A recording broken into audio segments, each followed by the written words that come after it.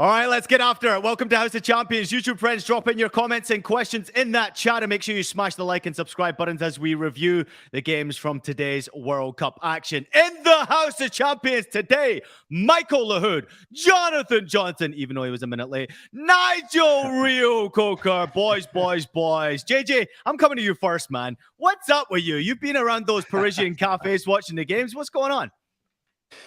Oh man, honestly, I couldn't get enough of it. I had to even step out during the Poland game, get my fix locally. But no, it's been a rough couple of days where you guys were chowing down on Turkey. Some of us were holding the fort, so forgive me the fatigue. Nigel Rio Coker, some great action today, man. Your buddy, your former teammate for Argentina just got a big win. Massive win. Do you know what I like about that, Ian? It's made that group so wide open that every game matters in the last day of round of games. That is what we want to see, and it's just great to see. Michael Lahoud, you picked up on the fact that it wasn't just Lewandowski for Poland. They also have a player called Zielinski, and he was hot today, man. Man, there's something in the water in Naples, and it's translating to this FIFA World Cup. Cannot wait to break it down because a lot of interesting storylines in this group. Well, let's get fired into it. Let's start with Group C today. Match day 2 underway, and my, oh my, is this group incredibly tight. Argentina just picking up the 2-0 victory against Mexico right there. They waited until the second half. Nigel, what were your thoughts overall on the first half performance from Argentina compared to what we saw in the second half from them? Because obviously Messi stepped up with a big goal, but it was a fantastic finish from Argentina. Yeah, fantastic goal by Lionel Messi. I think that's why he is the man who he is. In big moments like this, generally he does show up. It looked like a bit of a lackluster shot, Ian. It looked like he made up his mind he was going to shoot before he got the ball. But when you're someone like him, blessed, everything you touch generally turns into gold. Wasn't a bad performance for me by Argentina. Mexico tried to frustrate them. Mexico really came out with a very defensive-minded tactics. I think they were kind of copying Saudi Arabia's blueprint. I have no problem with that because that is one of the best ways to stop Argentina. But if you're going to copy that blueprint of tight, hard to beat, aggressive, getting men around Lionel Messi, not giving them no space, no gaps to work in, you need to have outlets. Mexico don't have an outlet. They don't have a striker, and it can only work for so long because if you don't have someone who can actually explode with raw pace, raw athleticism, you're going to struggle. So they did as much as they could. But once Argentina got that first goal, it was difficult for them. And I was so happy to see Fernandez's goal. What a fantastic finish by that young man. We talk about him for his exploits at Benfica. I got to see him playing for River Plate before he made the move over to Benfica. Another one that came through the academy, just like, the young lad who's a striker for Man City. He came on as well. Alvarez. Both of them graduates of Marcelo Gallardo's rebuild at River Plate. But I don't think it was a bad performance by Mexico. I think they're playing the best they can with the players that they have available. There needs to be a rebuilding process, in my opinion. Nigel, we're watching a different game, mate. You're telling me it wasn't a bad performance from I don't Mexico? think it was that bad. Ian, what could they do? What more could they do? They don't have a striker. What were they trying to do? What were they trying to do? They sat back and tried to defend. They were trying to get a point. And they lost the game. Lose the game. Was nonsense, man. I think it's it was very similar performance by England and USA yesterday, both trying not to lose the game. Don't drag the USMNT into this. Don't drag. We are not in this group. We are not in this fight. JJ, anyway, I think Mike, I'm just going to finish off on this tactically. Like I said, they copied Saudi Arabia's blueprint, but if you're going to do that, I've said it to you guys before, you need pace, you need an outlet. Mexico didn't have no pace or outlet to be able to get at this Argentina side. That's the problem that they caused themselves. I agree. I think what Mexico have been trying to do since the beginning of this group stage, though, is just to keep it respectable. You know, they know it's not the best moment. They're trying to be competitive. You know, they're trying not to get, absolutely thumped. But, as we've touched on a number of times now, there is no obvious source of goals. If Jimenez, if we could have wound the clock back a couple of years, sure, maybe they would have been a real threat to get out of the group and do some real damage, but they're not, and I think basically what they were trying to do here was just try and, keep it tight, maybe sneak a point if they could, but I don't think they realistically had that much hope of keeping Argentina at bay. The thing that really played into their hands was that Argentina had so much pressure on them coming into this game. And you could tell that as well, especially going into the second half when Messi really took it into his own hands. I think I said just before we went on air, it really reminded me of a goal he scored for PSG a couple of weeks ago where, Messi just decided, right, this is it. The deadlock needs breaking, went for it, and managed to get the crucial goal, which unlocked the match for them. kind of nervy all the way up until the end because you never know when you're just a goal ahead. But they could breathe a huge sigh of relief when Fernandez got that goal. It wasn't vintage Argentina, but I think given the circumstances and the pressure, which has been mentioned in a couple of the comments that have come in already, I think at the end of the day, it was a question of getting the result for this one. They've got it. And now that sets up a really, really tasty final clash in the group. When I looked at this Mexico lineup going back 5-3-2, it was set out as a stalls, as you guys said, that they were going to try and frustrate them. The big injury that cost them this game was taking out the likes of Andres Guardado. He does it with your Betis, JJ. He covers so much ground. This guy can go box to box. And this was a game made for Mexico from a tactical standpoint that Tata Martino was trying to do was how long can we keep them frustrated? They're going to put more numbers forward. But I thought Tata waited a bit too long. Argentina, proactive, making subs. They take out Lautaro Martinez. They put in Enzo Fernandez. Julian Alvarez comes in, proactive by Scaloni. The half-hour mark, that is the golden number in world soccer where you see teams on the front foot be more proactive by getting players and saying, you know what, we're going to go for it. Mexico, very reactive. Gutierrez does not cover ground. He's having a great season with PSV. Offensive exploits. He's a player that likes to dictate tempo. On the Messi goal, though, a player who has not been in good form since he left Atleti, even his time in Atleti, Hector Herrera. He was at fault for the Messi goal. Messi with the magic, but he gave him too much space. When you're out there was no sense of urgency from Herrera. Di Maria, a guy I said yesterday, was a player to watch because he was going to be the supplier for anything good for Argentina. Great pass into Messi. But even when Messi took a first touch, there was a bit of lethargy that Herrera showed to not get tighter, have some more urgency, and it cost him in the end. You know, as someone who doesn't like or enjoy watching Mexico play football for the national team, there's some great comments coming in right now. Marco saying Mexico playing disgusting football. Why no goals for Mexico, Michael? This is a great question. They should have called up Carlos Vela and Chicharito. I mean, listen, at the end of the day, you've got experienced players who have played in World Cups before, not even there. And they looked like they didn't even have a plan when they got into Argentina's half. But what is the recurring theme though with all these Mexico players that we're talking about? How old are these guys? Ochoa, Guardado, Chicharito, Vela. They're all over 30. They're guys that are not the future for El Tri.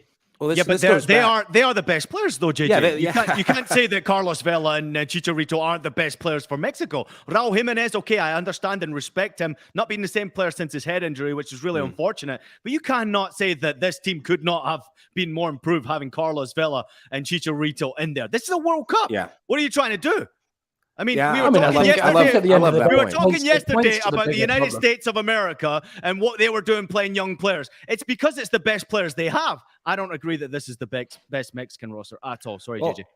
No, to dive in there, I think this is what we see with Tata Martino. Tata Martino is a control freak. This guy wants to put out his stall. He wants to say, hey, this is my team. If you look at the roster last year, those were key players. And you have the likes of Chucky Lozano being one of the unsung heroes, scoring that massive goal against Germany. Chucky Lozano is having a dynamite season with Napoli, but Chico Lozano is not the guy that you're going to count on to score you goals by the handfuls and really be that definitive striker in the box. He's not even a striker. He's a winger. I think that if you were going to get something out of this game, why not start Raul Jimenez? I know you have the injury worries coming into this game, but this was a game built on the counterattack. Mike, that wasn't in the game plan. I should have been in the game plan because this was a game built on the counterattack for Mexico. You have your back eight ready to defend for their lives, to tee it up on the counter. Raul Jimenez can hold the ball up. Chucky Lozano has the pace to beat Argentina. That combination would have worked a lot better than he and Alexis, I think it was Vera up top. Too much coming back to the ball. No outlet. Great comment, Mike, here. Listen to this one from Rafa. He said, I give Mexico El Tri out of 10. Go, JJ. Sorry to interrupt you, man. No, I wasn't gonna jump in, but I mean, I think, I get your point, about them being the best Mexican players at this moment in time, or that the roster could have been stronger. I'm not saying that I think it was the strongest squad that Mexico could have gone with for this World Cup, but it just feels like, there is some need for new blood, and perhaps, maybe even a new approach as well in terms of coaching. We knew that there were major problems, coming into this tournament for Mexico, and perhaps, with a change of wind behind the scene, maybe things could have been slightly different with similar players. But I do feel like it's kind of now at that point where they need to move on, from some of these guys. You've seen their limitations. It's similar to Costa Rica as well. You can't, rely on the same guy for 3-4 World Cups, consecutively. You need more turnover than that. I mean, I don't have much to add, and I was just going to say this. I said it before in a few earlier pods to you guys as well. I said, in my opinion of Mexico, they need to move on. They need to move on to the next generation. They need to redevelop, regroup, and plan for the future. Because this Mexico right now, it's hard to swallow. It's a hard pill to swallow. Need a change of direction. Need to go back to the authenticity of the Mexican style of playing, which is attacking football, all out there, expressive, playing great stuff in the middle type. And I think for me, it's the next generation's time.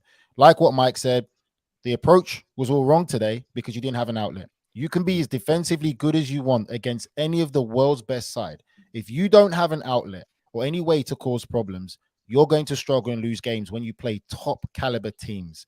And for me, obviously, we're going to move on to another game. But when you look at the world now in the sense of what Brazil have, what France have, what some of these top teams have that you're going to be coming up against, that's the kind of level you need to be looking at. And those are the type of players you need to look at to help your team. There was a question coming in a moment ago, statistically asking if Mexico had a shot on target. They did have one shot on target. Argentina had 2 shots on target, both of those going in the back of the net. Lionel Messi scoring his 93rd national team goal, his 8th goal for Argentina in the World Cup, equal in the same number as Diego Maradona. Enzo Fernandez, as you boys have pointed out, the 21-year-old, only his 5th national team appearance, scoring his first goal. Question for you, JJ. 8th World Cup goal, same number as Diego Maradona for Messi. Which Argentinian legend has more? Has more than Maradona, more than Messi, or more goals than Messi and Diego Maradona, who have 8 in the World Cup. Which Argentinian legend has more? Batista. Yeah. Why are you asking JJ for? I knew that. I'm a big Batista. You would have been all over it had you known that, Nigel. You had no clue. Listen, I knew it was Batistuta from his Florentina days. Oh, he even put the accent on it. Don't worry about that. South London accent. Calling too many Argentinian games you have, Nigel Real Cooker. Great stuff on Argentina as well. Let's move on to the other game in the group, Poland against Saudi Arabia. I think producer Des pulled out an absolute banger. This is the way Saudi Arabia went into this game here. The fans obviously asking questions about where Messi was. They asked the same question of Lewandowski. JJ, Lewandowski turned up, so did Zielinski, and Poland got a massive, massive win today. Yeah, they did. A huge result for them. I do feel like Saudi Arabia, based on the highlights that I saw, because I didn't watch the match in real time, were unlucky. They did have their chances. They did compete. And I think they got caught in that awkward position where they knew they already had unexpected points on the board from that win against Argentina, but knew perhaps even a point in this game might have been enough. So they didn't know whether to sort of stick or twist. Obviously, Poland got that got that key second goal. Obviously, Szczesny as well really bails Poland out, saving the penalty. But I think you could just see what it meant to Lewandowski as well, scoring. I mean, I think those banners are quite amusing, given that Messi did score against Saudi Arabia and Lewandowski has now as well. But it's fair game. I saw the Iranians doing it about Bale the other day when Iran beat Wales as well. But going back to this match, that's huge for Poland. That gives them a real opportunity now. 4 points from a possible 6 going into that game with Argentina. A draw and they're through. Yeah, this was a game that I have mixed feelings about. I got to see it in real time up until that goal, and even really until the second goal. Saudi Arabia,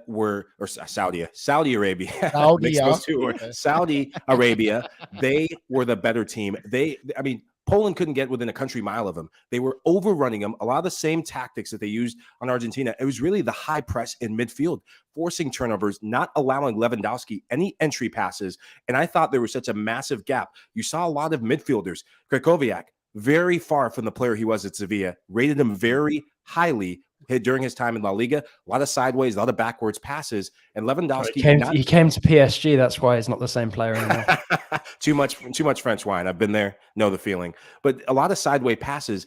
When you have a talent like Robert Lewandowski, you have to pick your head up and you have to almost hit blind passes into him. Lewandowski dropping back a bit more. And I think we saw a different recipe for success for Lewandowski on the first goal. He will have to be more of a creator. The build up to it, the pass from Matty Cash, going to give your Matty Cash a brilliant shout. Gave it in the group chat. First time pass, one of the first forward passes we saw from Poland in the game, overlapping runs. This is a Poland team that too many players want the ball to feet. They now have to run off of Lewandowski, the likes of he and Zielinski, to create more space for them. Second goal, brilliant moment for him. And he really could have had a hat trick if he wanted to. I thought he overplayed it a bit on a golden chance he had where he tried to chip the Saudi Arabian goalkeeper in, and it wasn't to be for him in the end. But brilliant moment, brilliant result for Poland. And I cannot wait to watch that Argentina match. You will feel tension unlike any other. Yeah, I feel sorry for Saudi Arabia, if I'm honest. I think Michael's gone into great detail, as so did JJ. But for me, Ian, just to simplify, I'll just say what Poland were lacking is athleticism. What they did, the difference was they were clinical. If Saudi Arabia were a lot more clinical, those chances and half chances that they had, we'll be looking at a complete different scoreline. Because for me, the commitment, the passion that Saudi Arabia is showing, the desire, that's old World Cup style football. They're going for it every single game. And they have some players that are so athletically gifted, and their footballing ability is of a high standard and level as well. If they could have been clinical and taken them half chances, we'll be looking at a different game. Poland is going to struggle because they lack athleticism. And like Michael said there, not enough runners in behind. Everyone wants it to feet. This game has changed now. You need to have players you can go in behind at times, or you can have players you can put in high positions in one-on-one situations to take players on and make things happen.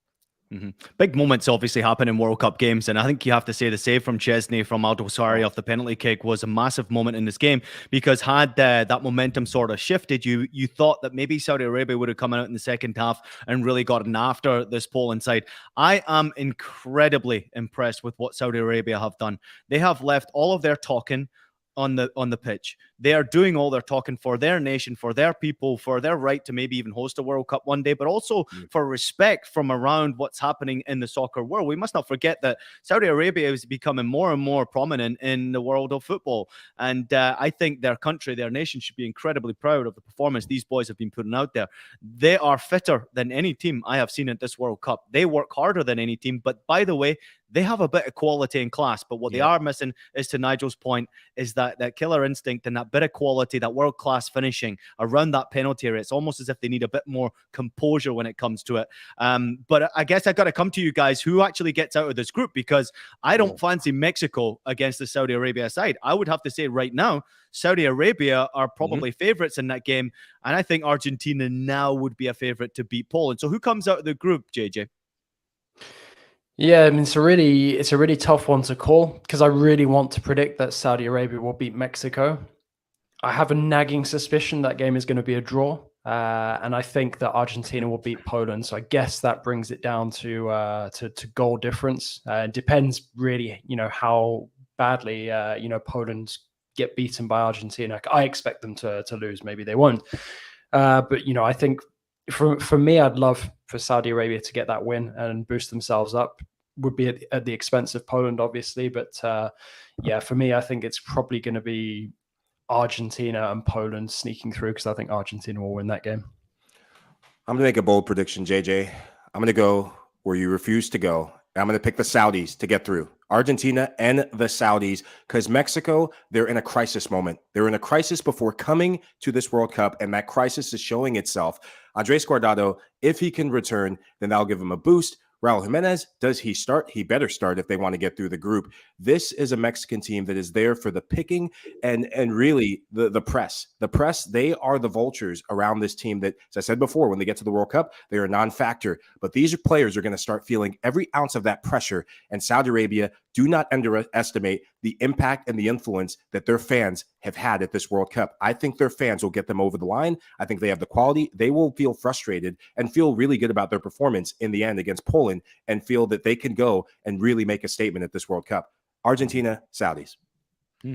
Argentina, Saudi Arabia. I think for me, Saudi Arabia is going to feel like a home game for them, a cup final with all the great support and fans they've had. I feel, again, they've really got that threat. The desire is there. Everything there for me says Saudi Arabia will get through with Argentina. All right, producer Des wants to throw an image right now that is quite and rather interesting right now. Kylian Mbappe, post-game, taking an interesting photograph. I think it's important that we show these types of photographs. Apparently, some of his best supporters that were at the stadium today, he obviously was asked to take a photograph and did take a photograph as well. So if at any time you'd like to throw that photograph, producer Des, that would be great for us. But I'll get to some of the comments right now coming in.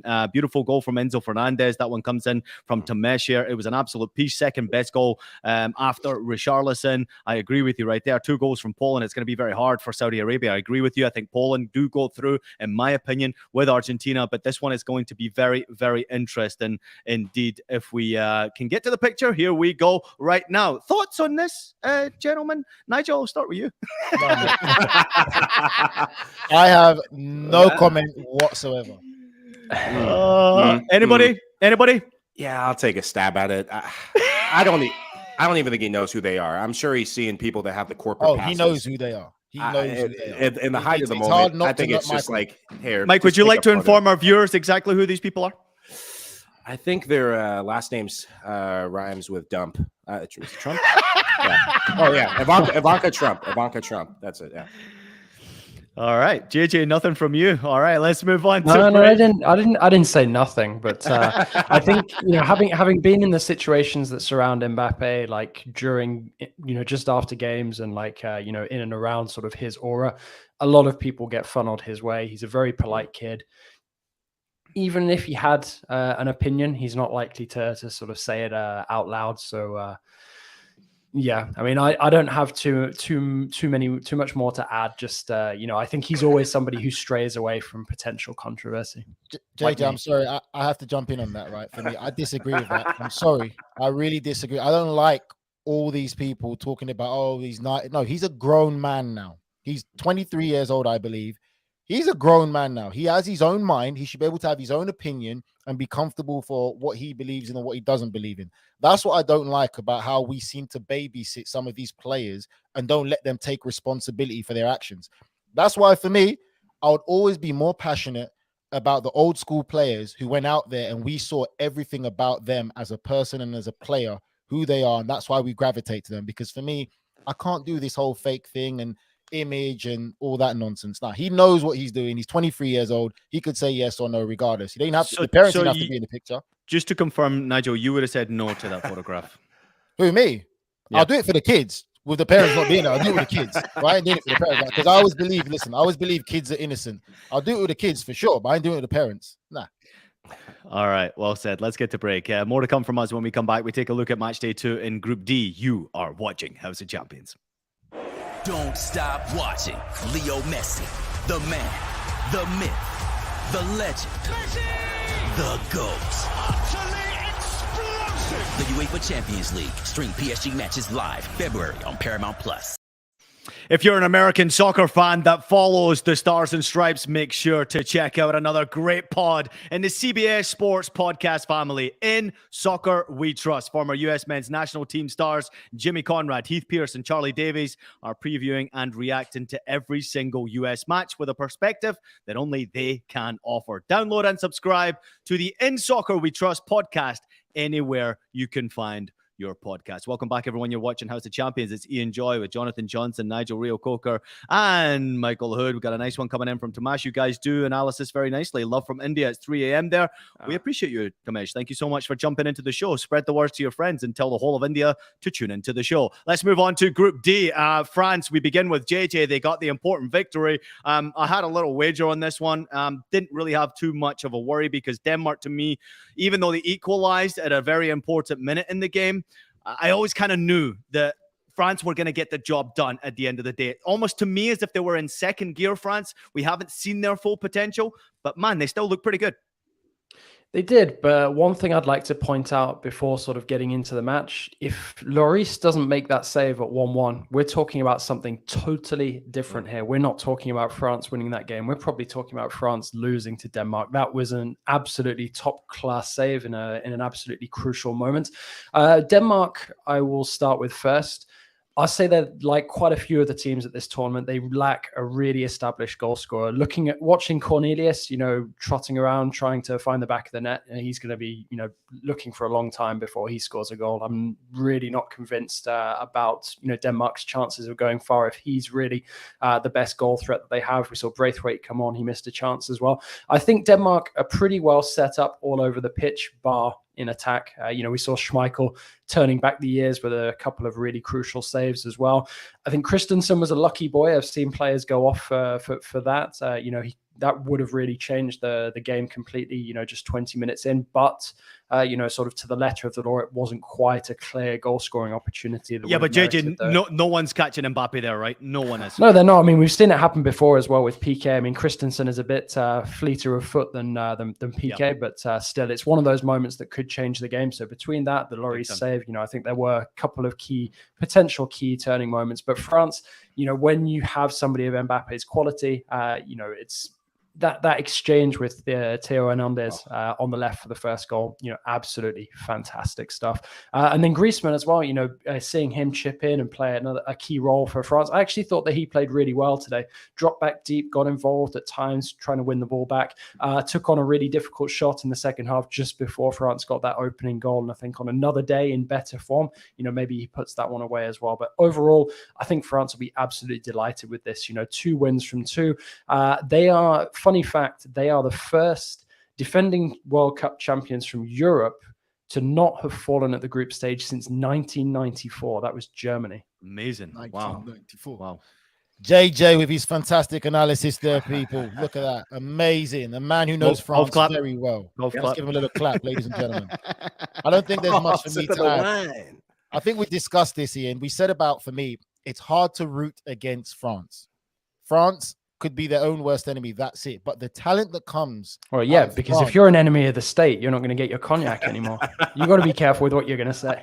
The talent that France produce is something that people have to understand. It's just like a never-ending conveyor belt. They really are talented. We're talking about this French side again, without Conte, without Karim Benzema, without Paul Pogba, and look what they're doing. And Denmark are a good team. Denmark are no mugs. Like JJ said, I love Denmark from back to front. Again, like many teams, they're missing that striker. They're missing that difference maker.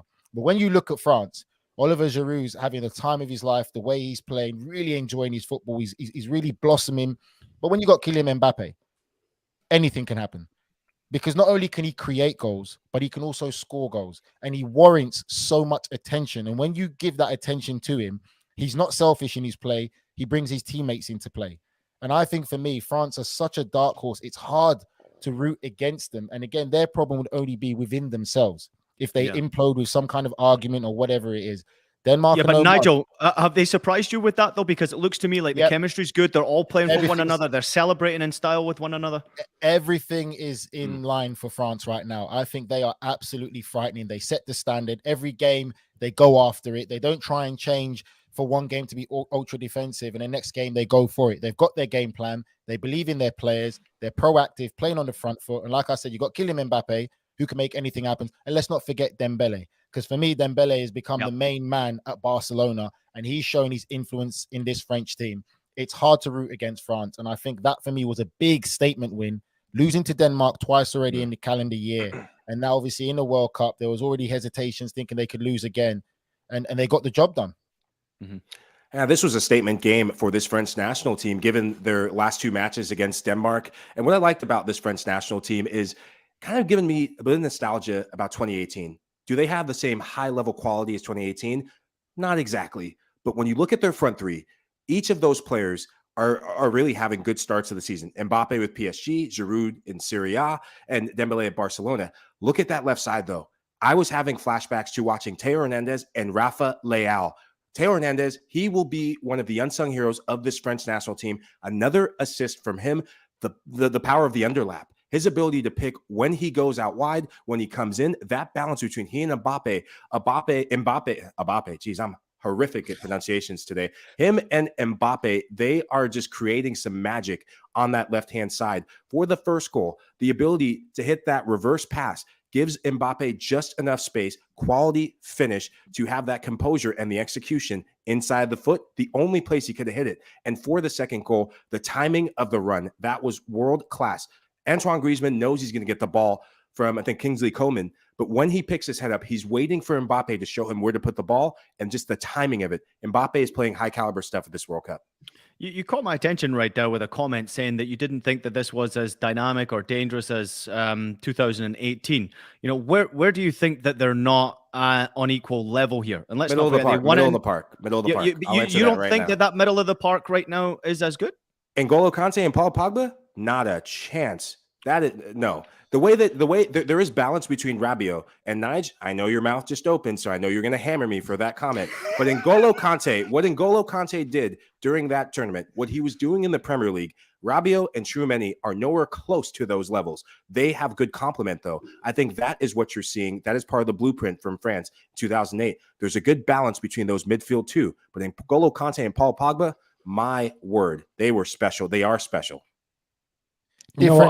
I've got a question for you guys, but I'm going to let Nige go first because I was going to say, Mike, button. I'm going to be quick, JJ. It's just different for me. I think for me, the balance they have now suits this team. That's what it is. It suits this team. It doesn't have to be anything super fancy, anything like that. You got to look at the players they're coming up against, nullifying the threat. The balance they have right now with this team dynamic, with Mbappe taking more of a leading role. Paul Pogba was one of the main. Well, he was the leading role in that French team.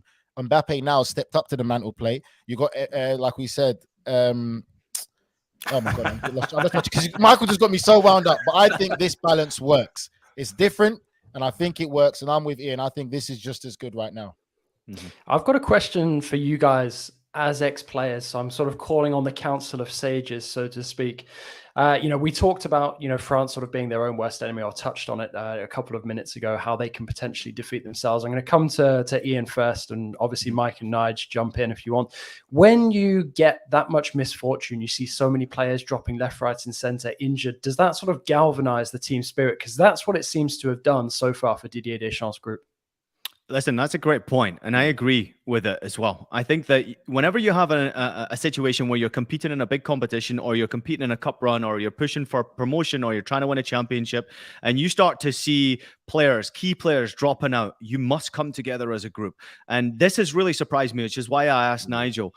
My main concern with France was always going to be, would the team chemistry be there? Would the players start to argue with one another? Would Mbappe start to cause problems in the camp? To me, it seems the opposite. It seems like these injuries, and I throw Nkunku in there as a key player, obviously Benzema as well, but Kante is one that you obviously cannot miss. But I just see this group, the way it is right now, with the mix of youngsters that they have, they are sensational. And the experienced players, who are not very old, by the way, are bringing these youngsters and making them better than I could have ever imagined. What I am seeing from Tchouaméni is absolutely sensational. By the way, he is one of the most gifted footballers I think I've ever seen. The way he plays, the way he's casually playing in in a World Cup. To me, it reminds me of someone who's played the game for 20 years. You know what I mean? It's just unbelievable. So, yes, I think it's a great comment. And Nigel, I want to get your thoughts on JJ's question, because it's a really important thing. I think, JJ, for me, the biggest thing, I always say this, with great teams and great situations we see like this, a lot of credit needs to be given to management. Because to keep the harmony in the dressing room and to keep the right attitude and the mindset, it starts from the top. When you've got a manager who's in control, knows what he's doing, he can control and handle all of that. I always say, I think and it goes back to my younger days of playing against France.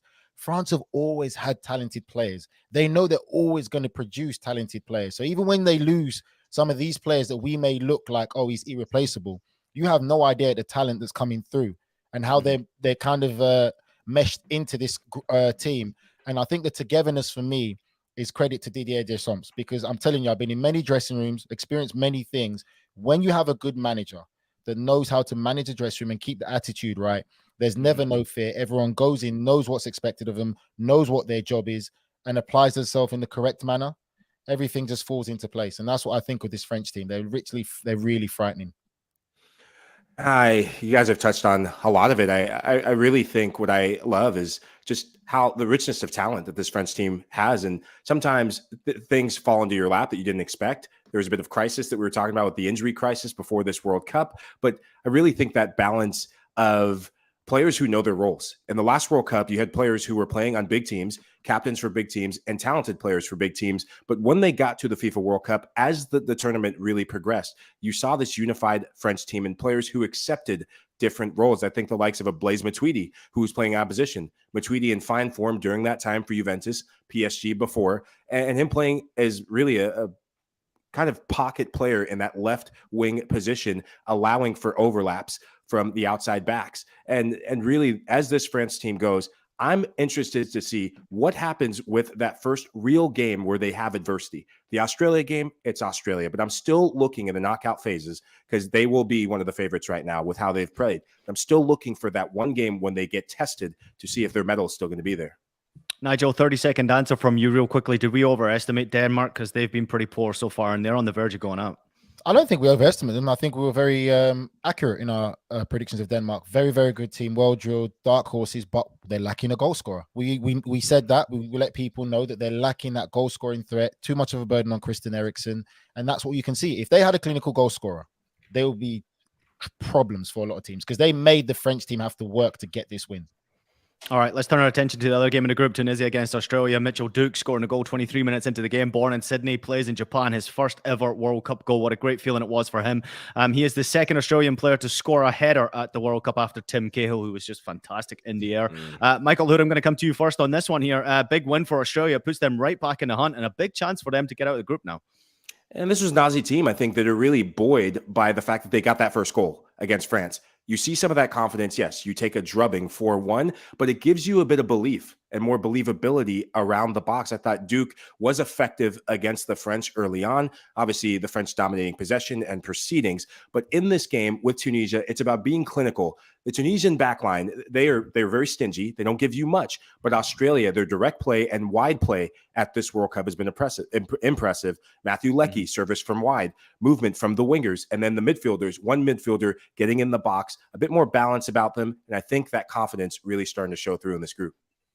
I think the difference in this game as well was just a very, very good finish. I mean, looking at the technique, I didn't see the whole game. And it was a bit scrappy for my liking, but I think that suited the Australians as well. But that headed finish is fantastic. And just touching on Duke before I look at the Tunisian team, lowest, the player to be playing in the lowest league, I think, to have scored a goal so far, because he plies his trade, not in the Japanese top flight, but in the second division. In terms of Tunisia, it was always going to be a question of whether they could get the consistency. I find that they're very solid defensively and in the midfield. Got beaten by a very good goal here against the Aussies, but going forward, again, there's no real obvious goal-scoring threat, and the players in that team who are capable of scoring goals don't score goals on a consistent basis. So it was always going to be a question of trying to maybe sneak a couple of points here and there and make it through. But I really think they needed to pick up points before that France game, because even if France, rotate their squad, I really can't see Tunisia getting much out of this game, unfortunately. Yeah, I think that's a massive loss for Tunisia, Ian. I think there was no expectancy of Tunisia to lose to Australia, with all the greatest respect. But for me, credit to Australia. Absolutely fantastic. Great determination, commitment. And let's not forget, Mike, that chance that they had with the ball coming across the front of the box and just couldn't get connection onto it. Yeah. But Tunisia did put Australia under tremendous pressure the last 20 minutes or so. But like JJ said, couldn't put the ball into the back of the net. And that is a shocking loss for Tunisia right now. Real quickly, answers on who gets out of this group. Nigel, you've got Australia against Denmark on match day 3. Who gets out of the group? Australia or Denmark? Australia or Denmark. JJ? Denmark. Yeah, Denmark joining France. I think Denmark will beat Australia. Mike? Yeah, Denmark. I think Denmark can cope with Australia's wide play, and set pieces will be the difference in this game. Good. Seen a lot of draws. And I think we saw our 12th halftime draw. I think it was 0-0 at halftime for the 12th. What do you expect, mate? Ridiculous. It's a World Cup in halfway through the season. What people expect, mate? Of course, you're going to get bloody draws. All right, let's have a quick look at the games coming up on Sunday. Obviously, Group E is going to be fantastic to watch. Spain against Germany, Japan against Costa Rica. it's going to be interesting to see how Spain and Germany battle this one. Germany need to try and get the 3 points. Spain will qualify for the round if they win, and Japan win or draw. So, Michael Lahoud, where's your heart going for either of these games? You can focus on anyone you want. I tell you, I'll kick Costa Rica out of the group and out of the World Cup now, so we don't have to talk about them tomorrow at all. So let's focus on these three teams. It's really that Spain-Germany game, and I mean, we could talk ad nauseum about it. How do the Germans line up? Who do they put up top? They go with Kai Havertz. Could this be a chance to just go for gusto and go with the young Makoko? Because the Spanish, what they don't do well against is pace running towards their goal. Having a pacey striker who can stretch that back line, who they put up top is going to be a big say. And also, stop playing Nicolas Sula at right back. He's not a right back. He's a center back. I think if they get that right, then they have a good chance.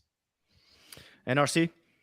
With all the greatest respect, Ian, Costa Rica don't really seem like they want to be in this World Cup. And I think Japan are a very good team. So I give Japan that win. But for me, everyone, obviously, like Michael said, for me, it's the reaction from Germany. I think there's been a lot going on with Germany right now. Like Michael said, it'll be interesting to see what they do. And I think they need to be a bit more direct in their approach, really get at this Spanish side.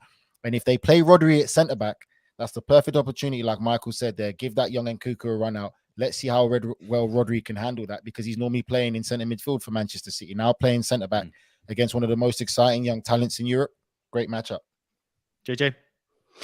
I mean, I think this is a huge opportunity for Japan against Costa Rica, and they'll be really kicking themselves if they don't take maximum points. I'm really curious to see how Croatia-Canada plays out as well, especially given what Herdman was saying after the game and sort of the banter that has ensued surrounding that, which has been quite amusing.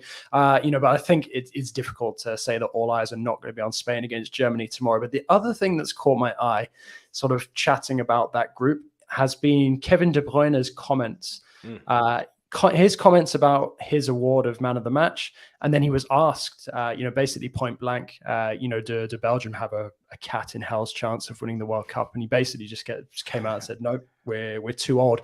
I find his honesty refreshing in a way, but also I'm kind of intrigued to know as to what he's actually getting at. Is he having a dig at the management there? Why say it? Or is he trying to inspire his teammates to prove him wrong? Does he feel like something is maybe not going on right behind the scenes? What do you chalk it down to, Nigel? Kevin De Bruyne is just being very honest. Like, when you look at him as a player, he doesn't really do tremendous amount of interviews. He's very honest and very direct. That there for me is just saying the truth, the reality of what people can see. They don't have a lot of legs. They don't have the pace as some of these other teams. And he's right. Indirectly, he's having a go at the manager, but he's right in what he's saying. He's not using that as a reverse psychology moment for his teammates. That's not Kevin De Bruyne's character or personality. And that's what we talked about. Players like that, I can respect. And I love and admire that, because they're being themselves. They're not shying away from having a platform and being authentic self. And he's right. That's not reverse psychology. Yeah, I think it's really a message, not just to the press, but really to the locker room, of saying that's not good enough. If you look at how they played against Canada, no one from that Belgium team, no one should, if they're serious about winning a World Cup, walk off that field thinking, you know what? We did well, because Canada could have easily won that game or gotten a result. Let's say get a result, get a draw. And I think moving forward, you want your leaders to be very honest. That gives a real trajectory or a real statement on where this team could go if they take his message to heart. When we look at that Croatia game, though, Croatia-Canada, I think this is going to be that sort of deciding factor in this group and really shuffle things. I'm excited to see how the Canadian national team show up for this game. It's one thing to get pissed off about what you could do. It's now another thing to channel that frustration, to channel that team unity, that positivity into this Croatian match. I think that they have to be smarter in managing the game, because, as Nigel said a couple days ago, if they show up, go for the gusto, they might find themselves on the wrong side. Is that you? Ian, is that you? I ain't that big, mate. I ain't that big. And listen, I'd have more than a Canadian flag there, mate. I'd have a German flag. I'd have a US flag. Listen, this is really unbelievable. JJ, what's your thoughts on this? I mean, because this is obviously Herdman coming out after his comments on, we're going to F them. That's what we're going to do. And they're actually frustrated with this. The Croatian media are really starting to take it to the Canadians. And this is really, really interesting to see that we're going to do our talking on the pitch. And your thoughts overall. I'm amused. I mean, I think these kind of stories are always good fun during the World Cup. I think as well, for Croatia, obviously they won't be familiar with Canada at an international level as they've risen, through the ranks, because Canada haven't really been around on the international stage. Certainly not, during my lifetime. But to have them suddenly here, looking pretty decent with some really, really good players. And then, just being bold and saying that kind of thing afterwards. Yeah, I mean, it was bound to get the Croats' attention. But Croatia, again, it seems to be a real recurring theme in this podcast and in, the sort of build up to the World Cup as well. Croatia, another team that don't have that recognized source of goals. And, I think they're really going to find it tough against this Croatian side. And if they do lose, or even if they draw, they're facing a tough time getting out of this group with one game left. Yeah, I'm with you. And really the headline stating, Herdman, do you have the balls? That's the question right there. We got to ask this question because Tomasz it's 3 a.m. in India and he's been asking this question 5 times over. So I got to get to it before we get out of here. Manuel Neuer is playing on reputation. Ter Stegen deserves to play. What do you guys think? Please answer me. Go around. Nigel, go quickly. Nah, I think Neuer is doing fantastically fine for me. I think he deserves to play still, in my opinion. All agree? Yeah, absolutely. One thing he's a leader as well as a good goalkeeper. So the leadership factor is experience. He was the goalkeeper last time out for the World Cup. You give him the number 1, no question about it. Jay? Yeah, full house. Although I would say that I've never really been Ter Stegen's biggest fan, but I'll leave that for another day. All right, listen, before we get out of here, I want to get your final thoughts on this one. This was the celebration, obvious, that we witnessed from the Australian goal. Mitchell Duke and his son Jackson stolen the hearts of everybody pretty much with the same celebration here. This was obviously a signal to his son. Nigel, you've got 17 kids, so what was your thoughts on this one? 17 kids. It's great. It's great, Ian. It is, honestly, for me, listen, I think this is the part that I've always strived for about being a footballer is they don't forget the human part of it, the human element of it, of that we've got families, we've got kids, we've got things that we go through as well. And it's just to be authentically true to yourself and who you are. He's Aussie. You can guarantee that he's more bad-mouthed than you are, Nigel. Oh, jeez. Now, these are the little gems of the World Cup. You look at the pressure these players are under to be grounded. I think you're looking at a very grounded footballer who knows what matters to him most, obviously his son and his family. And you love these little just authentic moments. You don't get enough of them at the World Cup. Yeah. Michael Lahoud asked us to put this one up here just because obviously the English shit the bed a little bit yesterday. The English fans were denied entry wearing the Crusader costumes yesterday. Probably the smartest decision that the Qataris have made. JJ, your thoughts on this? It is a bit disappointing to see because this is a symbol we're so used to seeing in major tournaments, right? For the English. Yeah, it's embarrassing, but it's predictable as well. I mean, it's middle-aged, tired banter. Nigel, thoughts? I like that, JJ. 100%. Times have changed. Let's give a real reflection of what England is now, because for me that doesn't look good. It doesn't wash down well around the world, and I think this is why it's just done like deliberately to cause trouble as well. It is, and I think those are the moments where England need to educate their fans that this is the reason why a lot of the world hates you and hates your footballing club and wants you to crash and burn, because you're bringing up history in not such a nice way, and it's not amusing to some people because there's history behind that. I tell you what, I love this sort of stuff. It reminds me, look at what African countries do.